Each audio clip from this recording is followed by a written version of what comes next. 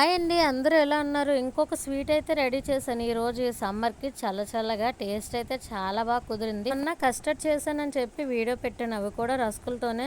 మొన్నైతే అందరికీ టేస్ట్ చాలా బాగా నచ్చింది. ఒకసారి మళ్ళీ చేయమన్నారని చెప్పి రెడీ చేద్దామని అనుకున్నాను. ఇది ఇంకొక స్వీట్‌లా మారిపోయిందనమాట. ఇంకా పాలైతే మరగబెడుతుంటే పాలైతే విరిగిపోయాయి. ఇంక విరిగిపోతే ఇంకేం చేద్దామని చెప్పేసి అదంతా దగ్గరికి అయ్యేంత వరకు ఉంచేసి పాలలో కొంచెం పంచదార, నెయ్యి వేసేసి ఇలా కోవాలాగా అయితే రెడీ చేసేసాను. కోవా కస్టర్డ్ రస్క్ మాట దీని పేరు. ఈ వీడియో ఏం షూట్ చేయలేదు. ఆల్రెడీ వీడియో ఉంది కదా అని చెప్పేసి, కానీ కోవాతో కదా చేస్తున్నాము సరే అని చెప్పి అలా చిన్న చిన్న క్లిప్స్ అయితే తీశాను.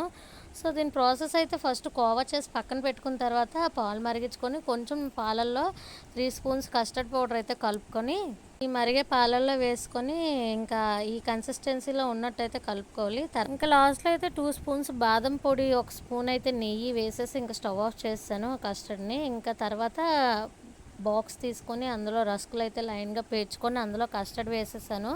కలిపెట్టిన కస్టర్డ్ అంతా వేసాక ఇక్కడ మనం రెడీ చేసుకున్న కోవా ఉంది కదా, అదైతే పైన వేసేసి ఇంకా టూటీ ఫ్రూటీ ఉంటే కొన్ని అయితే అలా పైన యాడ్ చేసిన తర్వాత ఫ్రిడ్జ్లో 2 అవర్స్ ఉంచిన తర్వాత ఇంకా తీసి కప్లో సర్వ్ చేసుకొని తింటుండే టేస్ట్ అయితే సూపర్గా ఉంది. ఒకసారి మీరు కూడా ట్రై చేయండి. వీడియో నచ్చితే లైక్ చేసి సబ్స్క్రైబ్ చేసుకోండి.